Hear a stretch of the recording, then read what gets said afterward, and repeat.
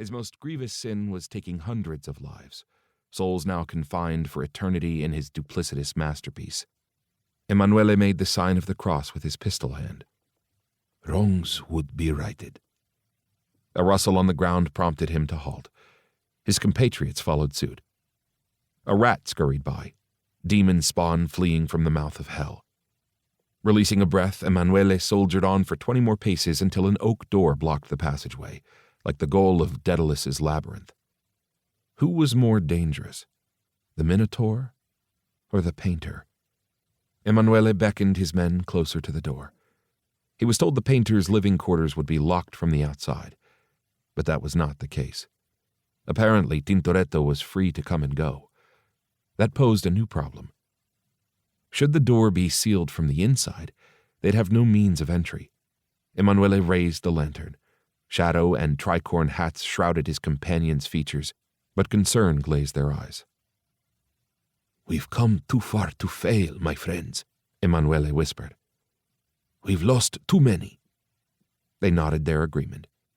After setting the lantern on the ground, Emanuele wrapped his free hand around the door handle. Footsteps and angry voices reverberated from the far end of the corridor. "We're discovered," his comrade whispered. Emanuele's bones quivered with the unmistakable gnawing ache of desperation. It wasn't a labyrinth. It was a death trap. With a silent prayer, he pressed the thumb latch and cracked the door. All exhaled relief. He threw the door open. His friends squeezed past and rushed in, pistols at the ready. Slipping inside, Emanuele slammed the door shut and slid the bolt across the frame. "Welcome, brethren," Tintoretto's spry, deep voice belied his years. He stood at an easel in the far corner, with his back to the entrance. Lush silvery hair cascaded over a white linen robe on a petite frame. But the painter was anything but diminutive. His presence dominated the space. "We should talk," he said. The men froze, unsure of what to do. Emanuele took stock of his environs. The room was smaller than he'd imagined, especially for a man not only central to the order, but worshipped by them. A dozen candles cast golden light on cluttered living conditions. Fetid, stale air forced him to pant through his mouth so he didn't gag on the stench. A stained mattress and chamber pot were tucked into a corner.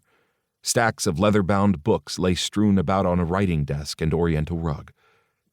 3 other easels stood on the floor. Paint jars, brushes, and paintings, either loose or framed, overwhelmed the space.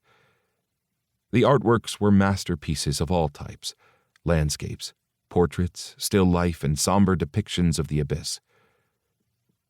"Who is the leader of your delegation?" The painter dabbed his brush on his palette and applied strokes of gray to the canvas.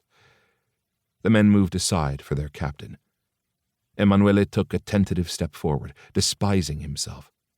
Why was he indulging this monster? The wheel lock weighed heavy. He couldn't will himself to use it, either unable to kill an almost mythical being or incapable of shooting someone in the back. "Face us," he said. Tintoretto continued painting. Ominous storm clouds loomed at the top of his canvas. "What is your name?" "Emanuele Quattrone. Face us, I demand it." "Quattrone," the painter grunted without turning.